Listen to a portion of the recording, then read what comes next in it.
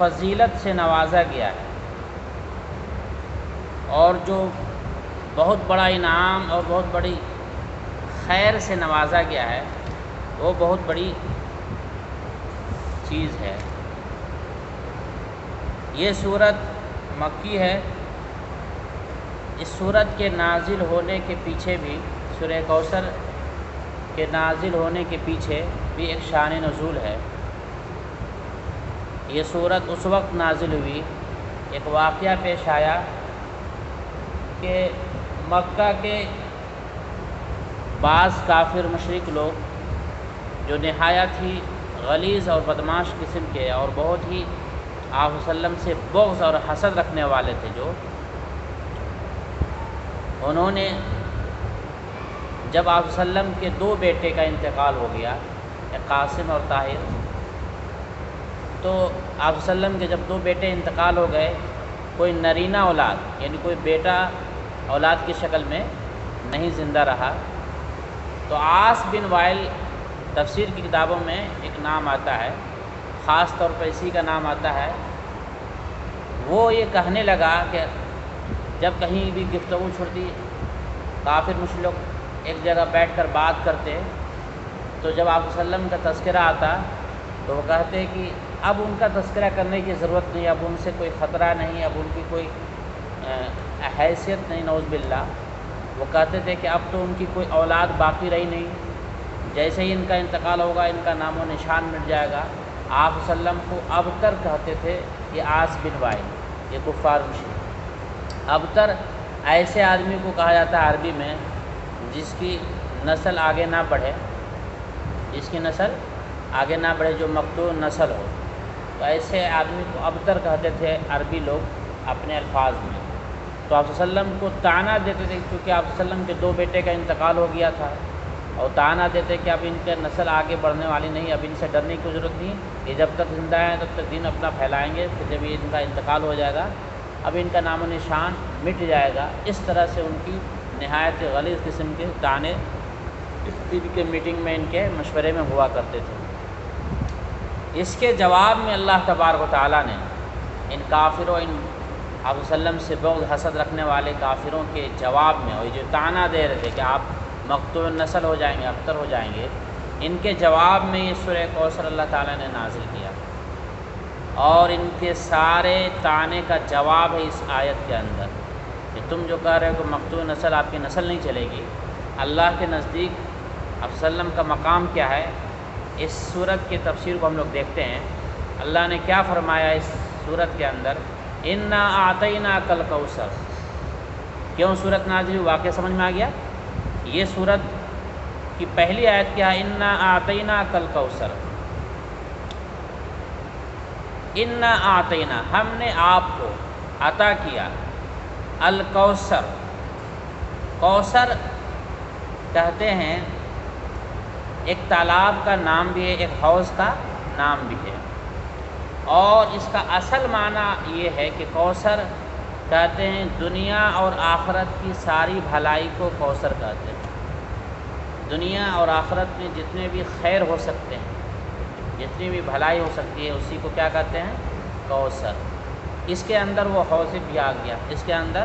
وہ حوض کوثر بھی آ گیا، وہ خاص تالاب بھی آ گیا جس کا نام کوثر ہے۔ اصل معنی اس کا یہ ہے دنیا کے اندر جو بھی خیر ہو سکتی ہے اور آخرت کے اندر جو بھی خیر ہو سکتی ہے، دنیا کے اندر یعنی کہ اسلام کی ترقی، اسلام کی بقا، اور آخرت کے اندر جنت کے اندر درجے کے بلند ہونا، یہ سارے خیر کی جو باتیں ہیں وہ سب کوثر کے اندر آ گیا۔ تو اللہ تعالیٰ نے آپ کے بارے میں کہا کہ اے نبی، ہم نے آپ کو کوثر سے نوازا ہے، دنیا کی ساری بھلائی اور آخرت کی ساری بھلائی ہم نے آپ کو عطا کر دیا۔ یہاں تک کہ اس کے اندر یہ بھی بھلائی آتی ہے، یہ جو کہہ رہے کافر مشرک لوگ کہ آپ کی نسل نہیں چلے گی، دنیا کے اندر آپ کی نسل گرچہ نرینہ اولاد یعنی بیٹے کی اولاد سے نسل آگے نہیں چلے گی، لیکن آپ کی جو دختر ہے اس سے آپ کی اولاد بہت ہی زیادہ چلے گی، اور اسی طرح سے وہ تو نسبی نسل ہوئی، جو آپ کی بیٹی سے آپ کی نسل چلے گی، اسی طرح سے معنوی نسل یعنی کہ پوری امت آپ کی جو ہے معنوی اولاد ہے، روحانی اولاد ہے۔ ہر نبی کی امت ان کی روحانی اولاد ہوتی ہے۔ تو یہ جو کہہ رہے ہیں کہ آپ کی نسل نہیں چلے گی، آپ مقتول نسل ہوں گے، ان کا تو کوئی ٹھکانہ نہیں۔ یہ خود مقتول نسل ہوں گے، ان کی اولاد سے آگے نسل چلے یا نہ چلے، لیکن آپ کے بارے میں ہم گارنٹی دیتے ہیں کہ آپ کی نسل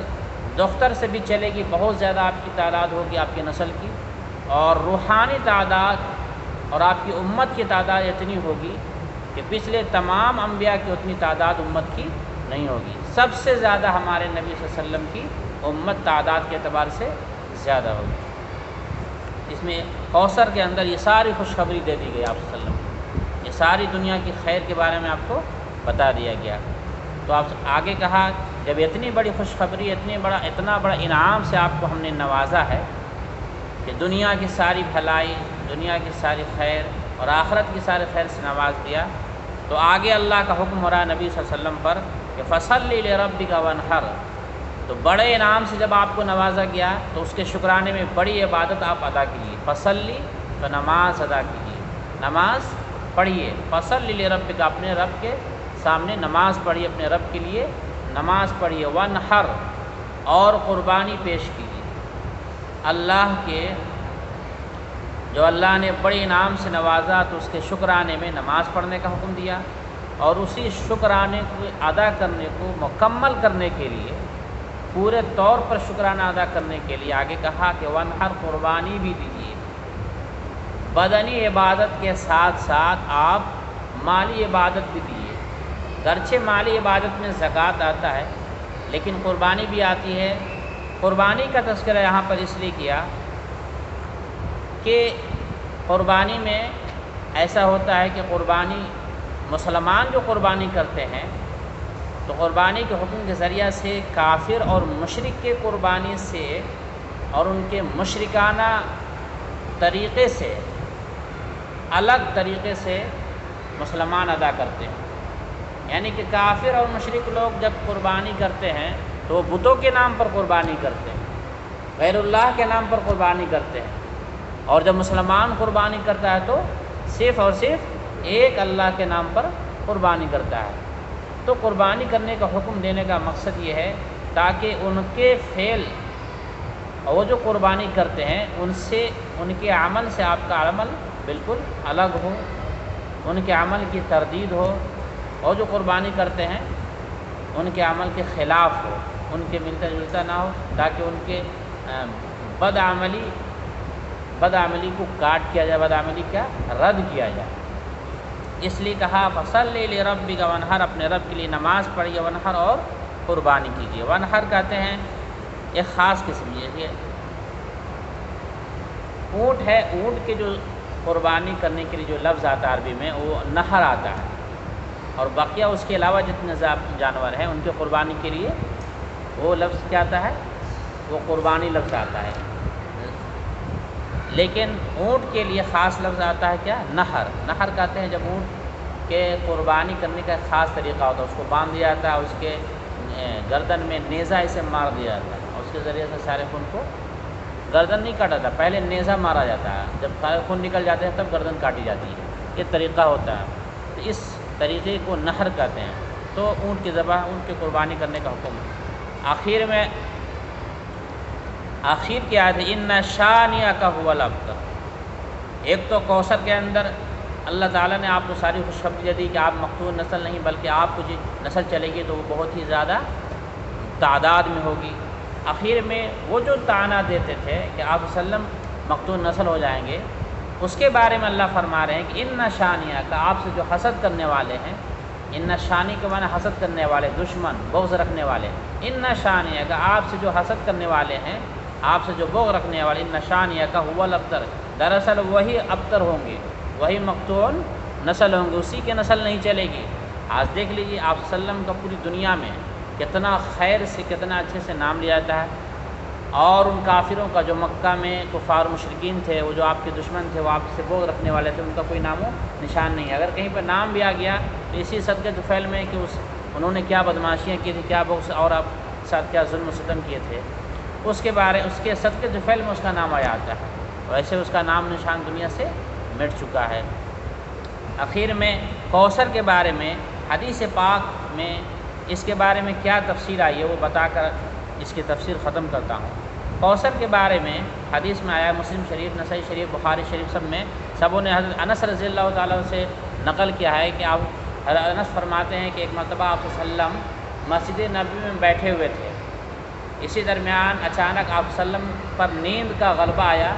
یا بے ہوشی کا غلبہ آیا، تھوڑی دیر کے لیے یہ ہوا اور اس کے بعد آپ صلی اللہ علیہ وسلم اٹھے اور مسکراتے ہوئے اٹھے اور فرمایا کہ ابھی ابھی میرے اوپر ایک سورت نازل ہوئی ہے اور اللہ تعالیٰ نے ہمیں خیر کثیر سے نوازا ہے، ایک حوض کوثر سے نوازا ہے اور اس کے اندر دنیا اور آخرت کی ساری بھلائی سے نوازا ہے، اور یہ سورت پڑھ کے سناتے انا اعطیناک الکوثر فصلی لربک وانحر ان شانئک هو الابتر۔ اس کے اندر آپ صلی اللہ علیہ وسلم فرمایا کہ ایک حوض سے ہمیں اللہ قیامت کے دن نوازے گا، اس حوض کا یہ عالم ہوگا تو اس کے اوپر ساری امت جمع ہوگی اور اس سے پانی پینے کے لیے ہماری امتیوں کے لیے جو برتن ہوں گے اتنی تعداد میں ہوں گے جیسے آسمان کے ستارے، اتنی تعداد میں سے اس کے برتن ہوں گے، سب لوگ آئیں گے اپنے اپنے برتن سے پانی پئیں گے، اور بہت سارے ایسے بھی لوگ آئیں گے جس کے بارے میں فرشتے بتائیں گے یہ آپ کی امت نہیں ہے، ان کو کیوں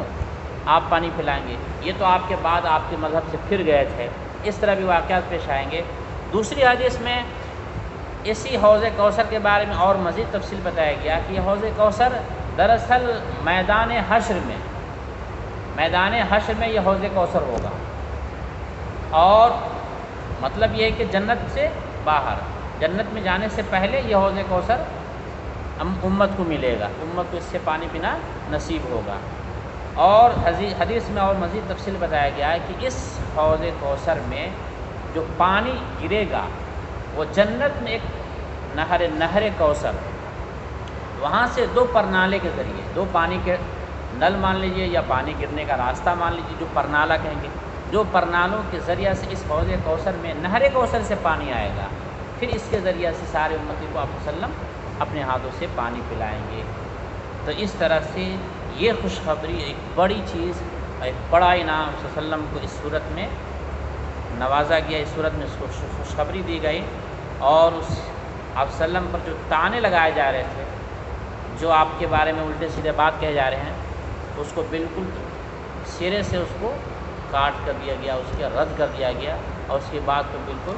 ختم کر دیا گیا۔ سبحان اللہ، سبحان اللہ۔